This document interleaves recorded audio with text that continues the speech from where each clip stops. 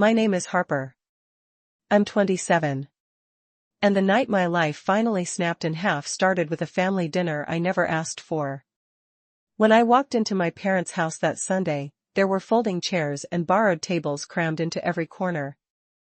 33 relatives, all dressed like they were attending some kind of church banquet, turned and looked at me like I'd just walked into the wrong movie. No one hugged me. No one said, "Happy to see you." A few people barely nodded, then went back to their conversations like I was a stranger who'd wandered in off the street.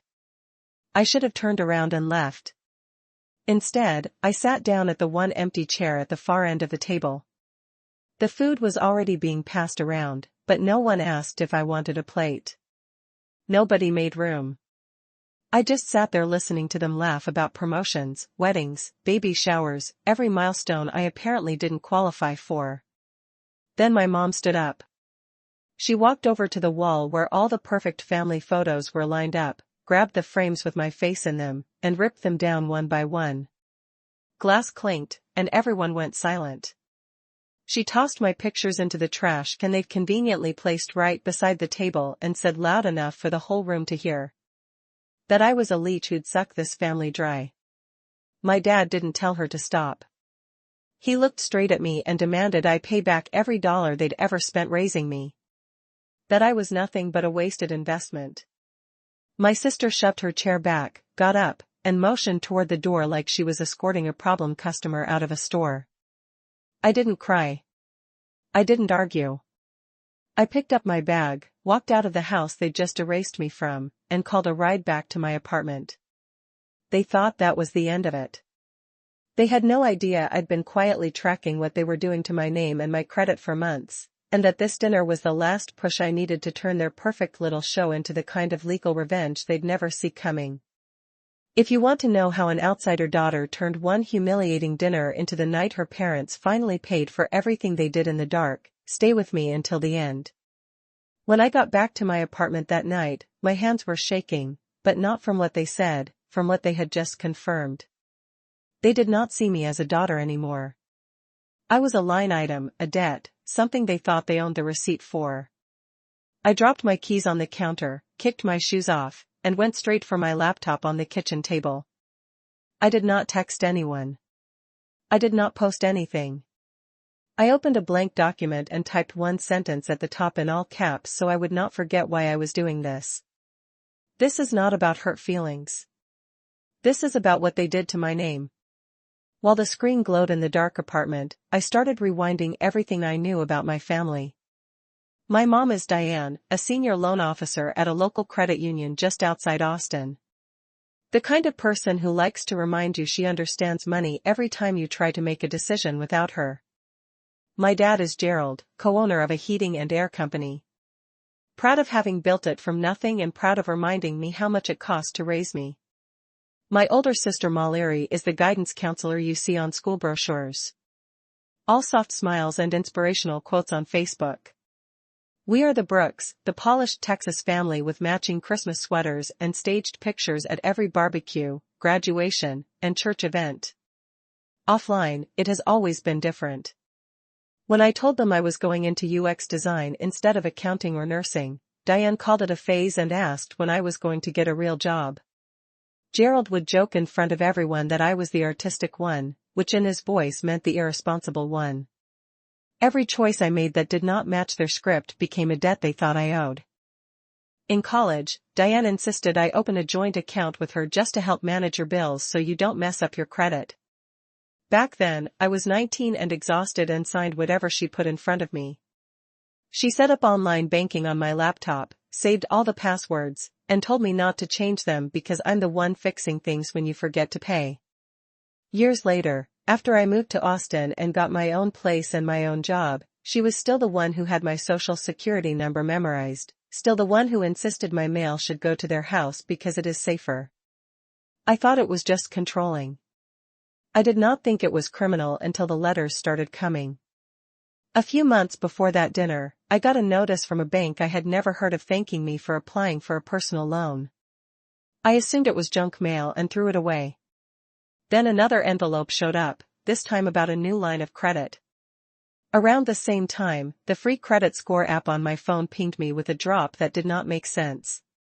I was paying my one credit card on time. I was on top of my student loans. Nothing I was actually using explained that dip. I screenshotted it, meant to call someone, and then my week filled up with deadlines and meetings, and I let it slide. That night, after the dinner, I did not let it slide. I pulled up annual credit report and requested my reports from every bureau. While the files downloaded, I made myself sit still, breathing slow, letting anger burn off just enough so I would not make sloppy mistakes. When the PDFs opened, it felt like someone had turned on harsh fluorescent lights in a room I had only ever seen by candlelight. There were accounts I had never seen before, opened in cities I had never lived in, all tied to versions of my name and my old address at my parents' house.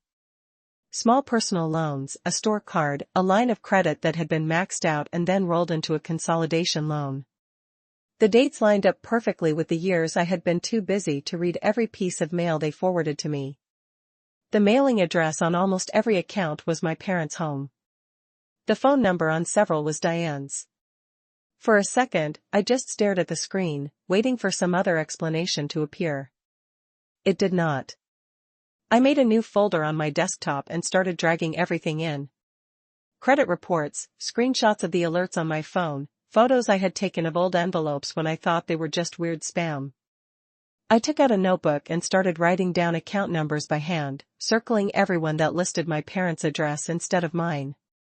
Then I went to the government website for identity theft and followed the steps one by one. I filed an official report describing how someone with access to my personal information and my old joint account had opened lines of credit without my consent and had them routed through an address I no longer lived at. I answered every form like I was talking to a jury. After that, I placed fraud alerts with each credit bureau, then initiated a freeze, locking down my file so no one could open anything new in my name without jumping through layers of verification.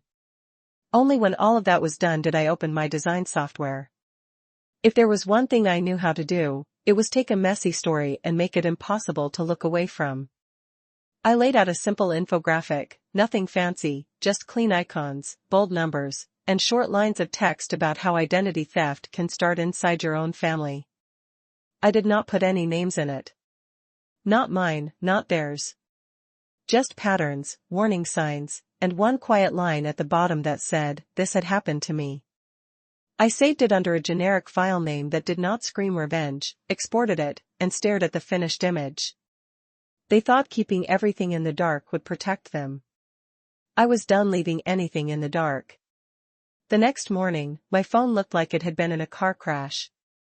The lock screen was just a wall of missed calls and text previews stacked on top of each other. First, it was my dad around 5 a.m. Call after call like he thought he could drag me back into their house by sheer persistence. Then my sister started in 20 missed calls by 7, a string of messages about how I had embarrassed everyone and how I owed mom and dad an apology. By 10, my mom had joined the chorus, not with rage like the night before, but with paragraphs that started with, "We need to talk calmly about this," and ended with, "Please pick up just once." I stood in the kitchen in an old t-shirt, watching the numbers climb.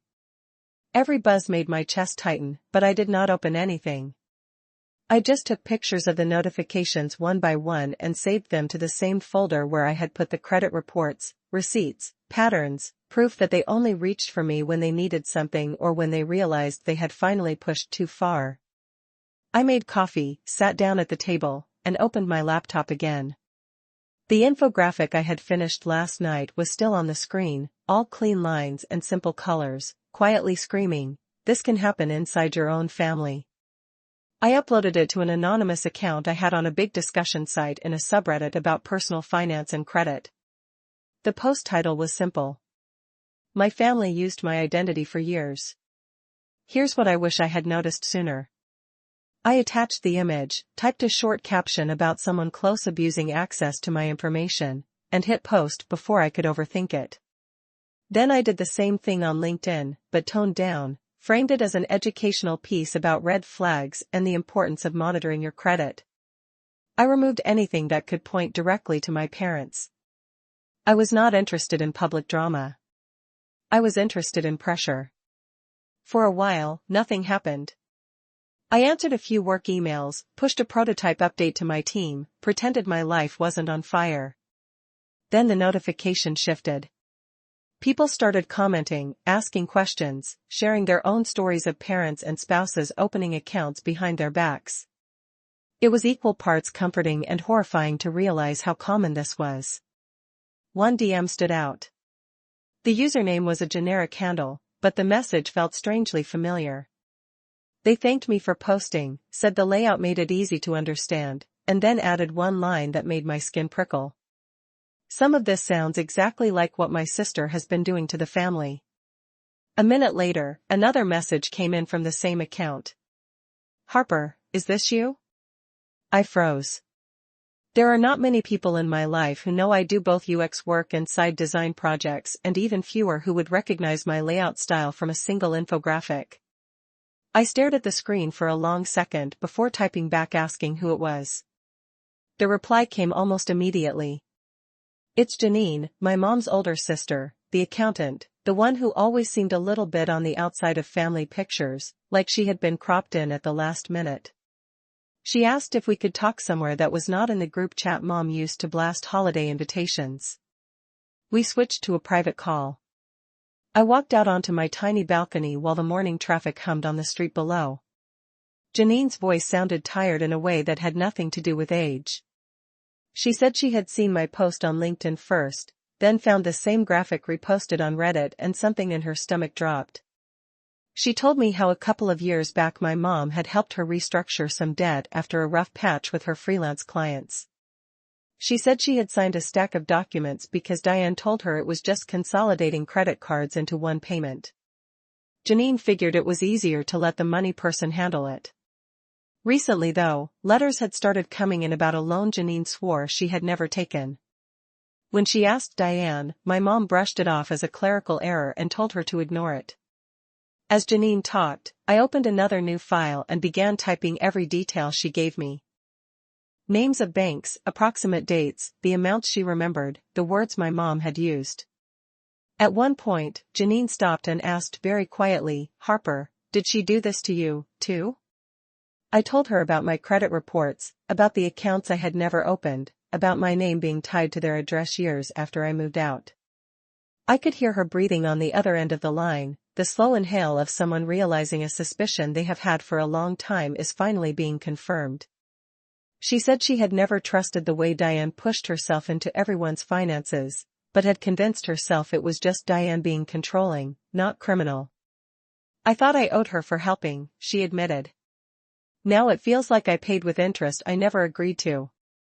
We agreed she would scan and email every piece of paperwork she could find, every letter from collectors, every error Diane had told her to ignore. When we hung up, I had a new stack of puzzle pieces and a very clear picture forming in my mind. This was not just about me. This was about a pattern. My phone buzzed again with a call from my dad, then from my mom, then from a cousin. I let it ring out, watching their names flash across the screen. For years, they had acted like I was draining them. Now I was starting to see how many people they had quietly drained to keep that image of a successful, generous family alive. I turned my ringer off, opened my files, and started building a timeline that did not care about holidays, bloodlines, or hurt feelings. It only cared about dates, amounts, and signatures. Mallory texted me 2 days later like nothing truly catastrophic had happened. She sent a single line first asking if I could meet her for coffee near downtown to talk like adults, as if I had been the one ripping pictures off the wall. I almost ignored it, but she followed up with, "It's about mom and money. Please." Snorts, that second sentence did what 33 relatives screaming at me could not. It made me curious. We met at a cafe a few blocks from my office, the kind of place with plants hanging from the ceiling and overpriced cold brew. Mallory was already there, sitting in the corner with her school lanyard stuffed into her purse, eyes shadowed like she had not slept since the dinner. When she saw me, she tried to smile, but it fell apart halfway. I sat across from her, hands wrapped around a mug just to keep them still. For a minute, we just existed in the same space. Two people with the same last name and no idea how to talk to each other without pretending everything was fine. Finally, she said she was sorry about the way things went at the dinner. Not sorry for what she did, just sorry it got out of hand. She blamed stress, the economy, the pressure on mom and dad, as if any of that explained being shoved out of your own family like you were crashing a stranger's party. I let her talk until she ran out of excuses. Then I pulled a folder from my bag and slid it onto the table between us. Inside were copies of my Clear's Throat credit reports with every account I did not open highlighted. I told her I was filing for identity theft, that fraud alerts were already on my file, that regulators and the bank were going to start asking questions she was not going to like. Her face went pale when she saw her parents' address over and over next to my name. She tried to tell me Diane had just been helping, that mom knew how to get better rates, that this was how families worked when they trusted each other. I asked her when exactly trust started to mean signing someone else's name on a loan. That shut her up. I pointed to a mid-sized loan opened 3 years ago. Another credit line rolled into a consolidation, all using my old joint account information and my social security number. Then I showed her the email Janine had forwarded to me. The one where mom reassured her that a mysterious letter from a lender was just a mix-up and to ignore it. Mallory read it twice, eyebrows pulling together in a way that looked more like recognition than shock. When I asked her straight out if mom had ever used her information for anything, she hesitated just long enough to answer the question without saying a word. Finally, she admitted there had been a couple of times mom had handled things for her, too. Times when Mallory had been busy starting her new job and didn't want to deal with paperwork. A small consolidation. Mom had called it a harmless cosign on a refinance. Mallory had signed a few pages because mom had told her where to initial and where to date, and that was easier than reading every line. As she talked, I opened my laptop and pulled up another copy of my notes. I asked Mallory if she remembered the bank names, the rough dates, any amounts. She did. Too many of them matched the lenders on Janine's letters and the ones attached to my file. It started to look less like separate favors and more like a system. The more Mallory dragged old memories up, the more they lined up with a pattern I was already sketching out in my head. Mom would show up during a crisis, offer to fix things, collect signatures when people were tired or overwhelmed, and then redirect just enough money to cover whatever she and dad wanted to do next. Whether that was paying off business debt or remodeling a kitchen. When I mentioned Grandma Marion, something flickered across Mallory's face again. She said mom had been the one to handle everything when Marion sold her house and moved into the independent living community. She had gone to every meeting, filtered every call, brought a neat little check to the moving party, and told everyone the rest had gone to fees and taxes. That had never sat right with Mallory. But every time she tried to ask questions, Diane snapped at her for being ungrateful. I typed while Mallory talked, building a rough timeline.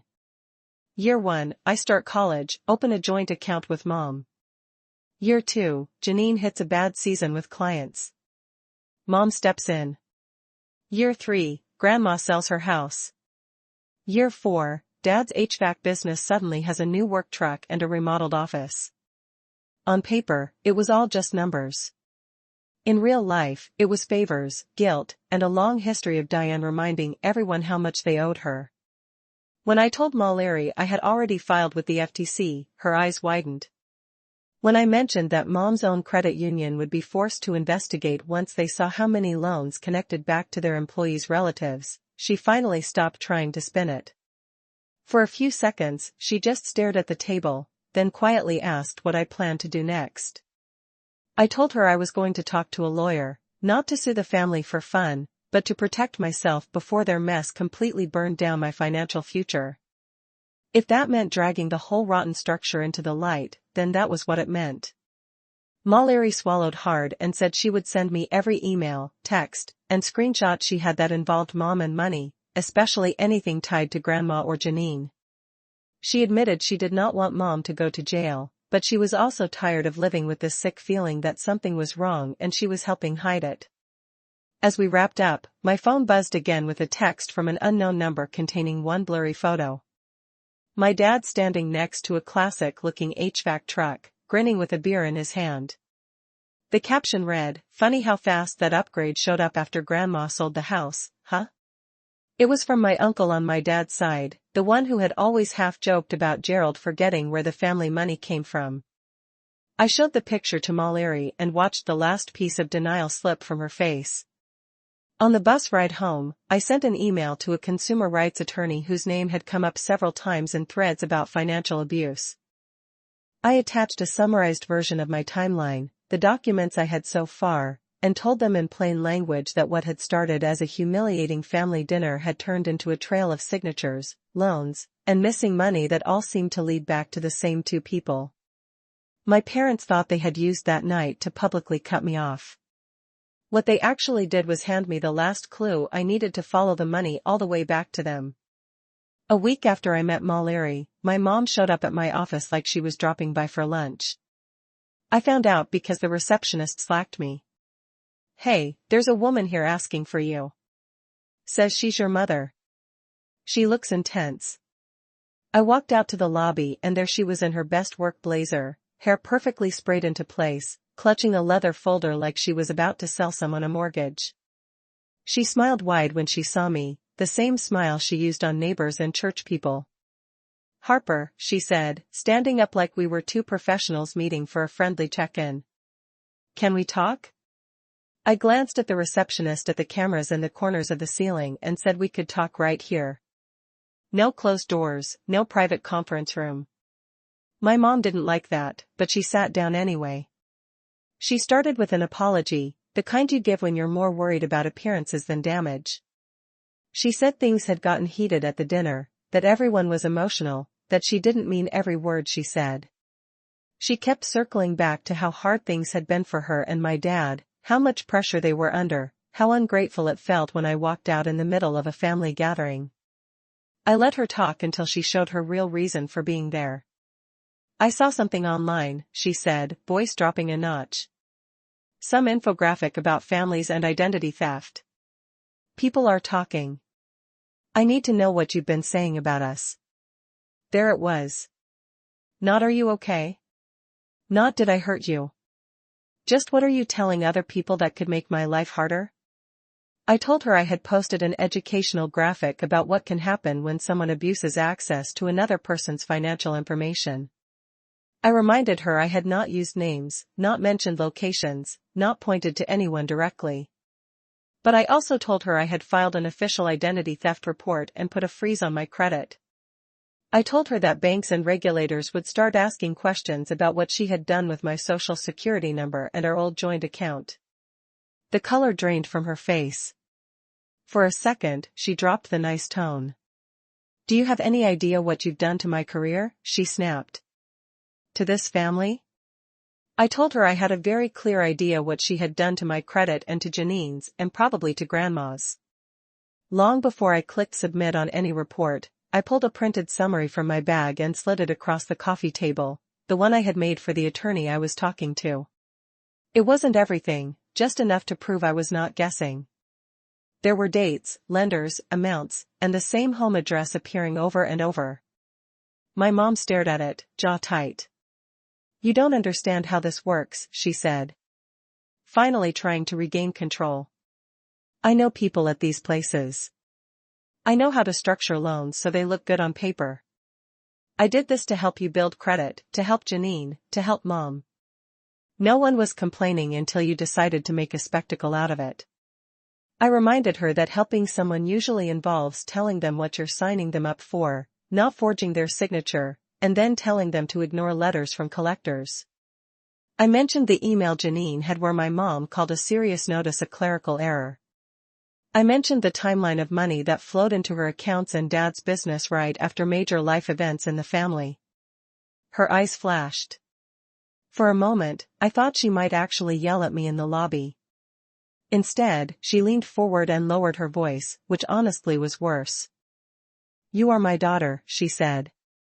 Like, that gave her some legal authority over my existence. "We do not take each other to court. We do not drag family business in front of strangers. You want your credit fixed? I'll fix it. I will make a few calls, move some things around, but you need to stop whatever you've started. Take down whatever you posted. Tell whoever you talked to that it was a misunderstanding. Behind her, my boss Trevor had stepped out of a meeting room and was pretending to check his phone. He was close enough to hear every word. I looked my mother in the eye and told her no.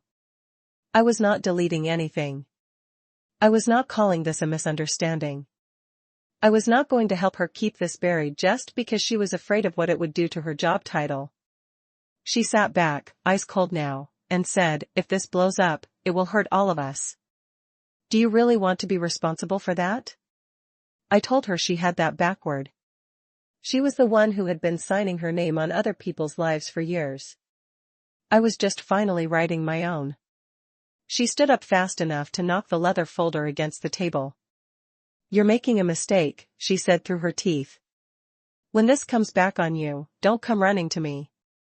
She walked out of the building without looking at Trevor, heels clicking on the tile like a metronome. After she left, he walked over and asked if I was okay. I told him a slightly sanitized version, just enough to explain there might be some uncomfortable phone calls coming to the office. Instead of backing away, he offered to loop in our company's legal counsel if my mom tried to show up again or if anyone started harassing me at work. That small gesture, someone believing me on the first pass, felt like oxygen. Over the next couple of weeks, the ripples started to spread. Janine sent me scans of everything she found. Loan documents with suspicious signatures, payoff statements that didn't match what she remembered, emails where my mom told her not to overthink the numbers. My attorney forwarded some of the information with my permission to my mom's credit union's compliance department. They were already looking into her because of the identity theft report and how many loans were linked to her relatives. Now, they had more than red flags. They had a pattern. A state investigator called me to ask follow-up questions about my complaint. It wasn't dramatic. No flashing badges or movie scenes, just a calm voice walking through dates and accounts, double-checking that I hadn't authorized any of this. Every time I answered no, I could feel something heavy shifting a little bit more in my favor. At night, when the anger kept me awake, I worked on something new. The infographic had done its job, but I wanted a place where people could find concrete steps if they were going through the same thing. I built a simple website from scratch. Nothing fancy, just a clean landing page explaining how financial abuse and identity theft can happen inside families, links to government resources, and a section where I broke down my story into anonymized case study pieces. I did not mention my parents by name. I did not have to. The facts were ugly enough on their own. I watched the traffic slowly tick up as people shared the site in forums and group chats. Some of them were strangers. Some I realized were relatives. A cousin I had not heard from in years emailed me from a personal account saying the layout of my case study felt uncomfortably familiar and asking whether I thought she should pull her own credit reports. I told her yes. Meanwhile, the texts from my parents shifted from anger to silence for days at a time. Nothing. Then a burst of messages from my dad about family sticking together and outsiders trying to tear us apart. The outsiders he meant were investigators and auditors who did not care about our last name. He was right about one thing, though. Something was tearing us apart. It just wasn't the people asking questions. It was the answers. It took a few months for everything to catch up with them, which somehow made it feel even more real. This wasn't some dramatic movie scene where cops burst through the door right after a big speech. It was slower, quieter, like a fuse burning under the floorboards. First came the formal letter from my mom's credit union, the one she had bragged about working at for over 20 years. I got a copy through my attorney. It said they were conducting an internal review into multiple loan files connected to her and might be reaching out to me for verification. A week later, a different envelope showed up from the state regulator's office requesting permission to use my complaint and documentation as part of a broader investigation. I signed every form. I wanted every flashlight possible pointed at what they had been doing. I didn't see most of what happened next in person. I heard about it in pieces. The way you watch a house you used to live in be torn down from a few blocks away. Janine told me about her interview first. She said she sat in a conference room with 2 compliance officers and a lawyer, hands folded so tight in her lap they hurt, and walked them through every favor Diane had done in the last 5 years. The consolidation loan, the refinance, no one fully explained. The times Diane had told her to ignore letters because these companies make mistakes all the time. They showed Janine documents with signatures that didn't look like hers and asked if she had ever given Diane permission to sign for her. She said no. They asked if she had ever received the full amounts those loans said she had. Again, no. Grandma Marion's part came next. She was too frail to sit through long meetings, so her lawyer arranged a deposition at the Independent Living Center. From what he told me later, Marion cried when she saw on paper just how much money had gone through Diane's hands when her house was sold. There were proceeds she had never seen and fees no one had explained. She had trusted her daughter to look out for her. Instead, it looked like Diane had looked out for herself and for Gerald's business first. Somewhere in the middle of all that, my dad decided to try his own kind of damage control. He called one afternoon and launched into a speech about outsiders trying to tear the family apart, about investigators who didn't understand how families help each other out off the books.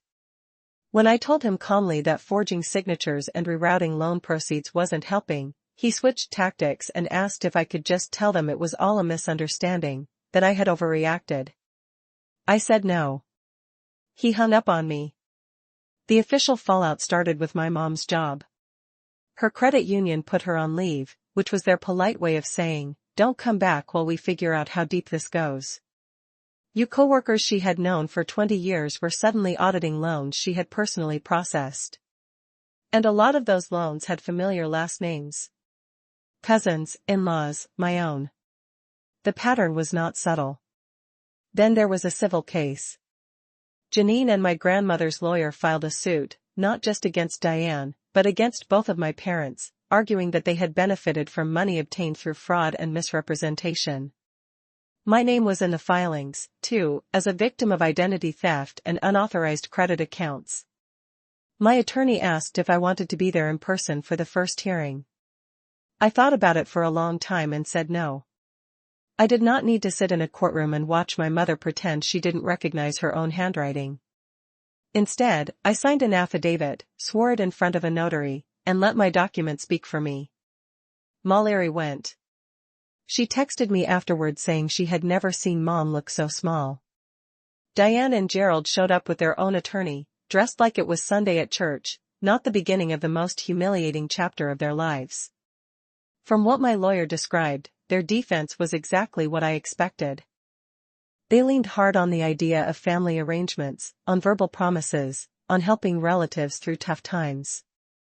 They suggested that misunderstandings and sloppiness, not intent, had led to the mess. But every time they tried to frame it as a series of accidents, there were numbers that didn't match, signatures that looked wrong, and timelines that were a little too convenient. Money flowed in right when their business needed a boost, right when they wanted to upgrade a truck or fix up the house, right after another relative had signed something they didn't fully understand. The investigators in the court didn't care about holiday photos or church attendance or who brought what to Thanksgiving. They cared about documentation. They cared about the way my mom's login showed up on loan files tied to relatives.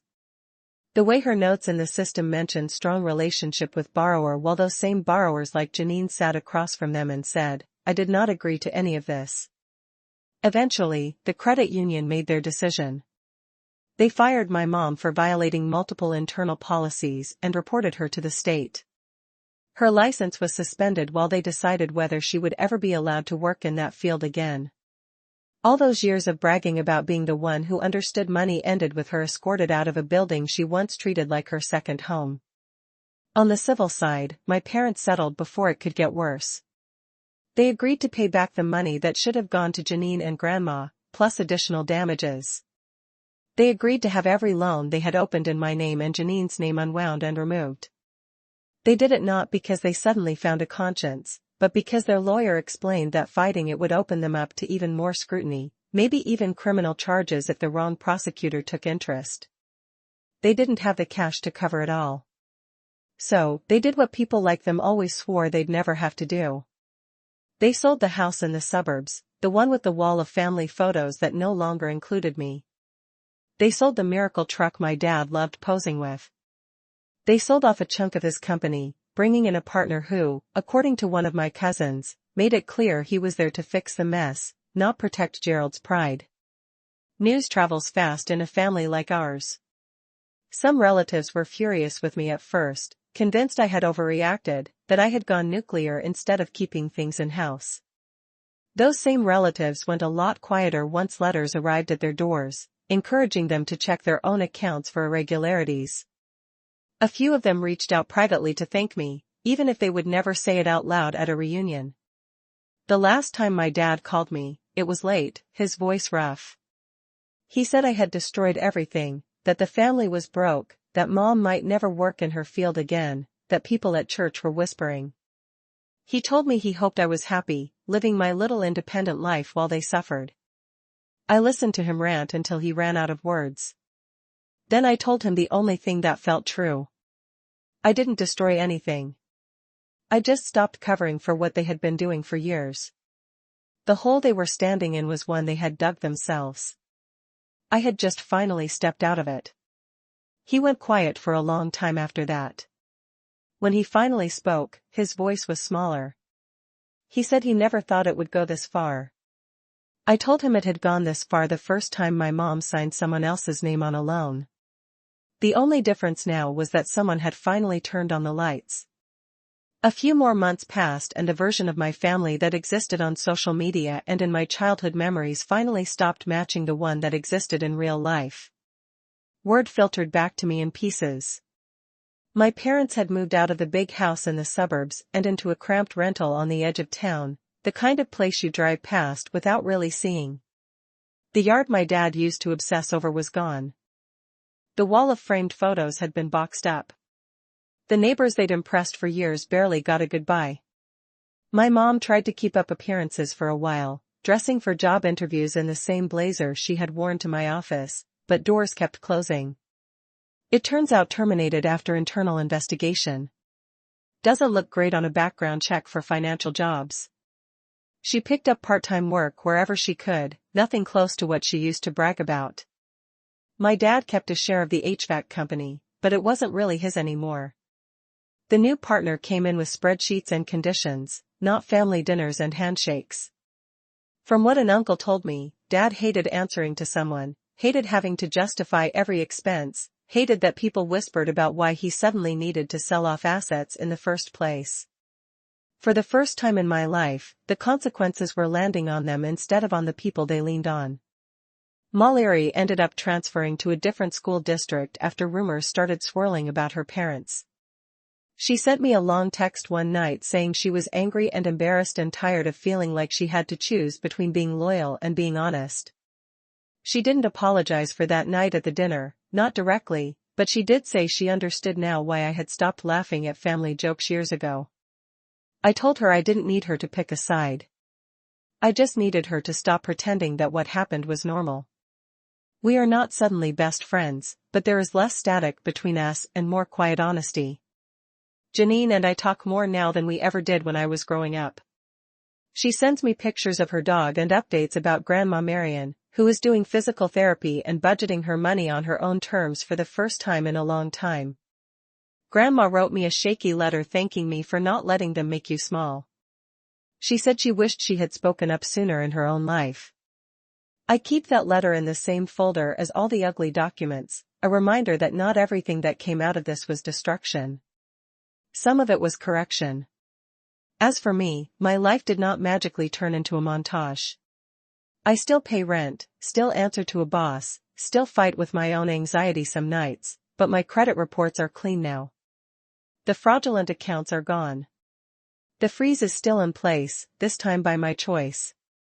I got a small raise at work, not because of what happened with my family, but because I showed up, did the work, and refused to let their chaos drown me. The website I built about financial abuse and identity theft inside families started getting more traffic than I expected. People I will never meet email me to say my case study helped them stop a parent from opening a loan in their name or gave them the language to talk to a spouse about money. On weekends, I take on a few extra design projects, turning dense legal information into something ordinary people can actually understand. It feels like taking back something my mom twisted and using it for the opposite purpose. I wish I could tell you there was a neat happy ending where my parents apologized, meant it, and we all ate some awkward but healing holiday dinner together. That is not what happened. They are still angry. They still talk about me like I burned the house down instead of pointing out that it was full of leaking gas. Maybe that will never change. What has changed is me. I don't measure my worth in how much approval I can squeeze out of people who only see me as an investment. I don't hand over my passwords, my signature, or my peace of mind just because someone shares my last name. If there is any lesson in all of this, it is that love and loyalty do not mean letting people use you as collateral for their bad decisions. You can care about your family and still protect yourself from them. You can be hurt and still choose to go through the front door of the law instead of sneaking around in the dark. And if you have even the smallest feeling that something about your finances doesn't add up, you are not paranoid for checking. Pull your reports. Ask hard questions. Write things down. The people who really love you will want the truth just as much as you do. The ones who don't might call it betrayal when you finally turn on the lights. But sometimes turning on the lights is the only way to see who's actually standing next to you and who's just been using your shadow.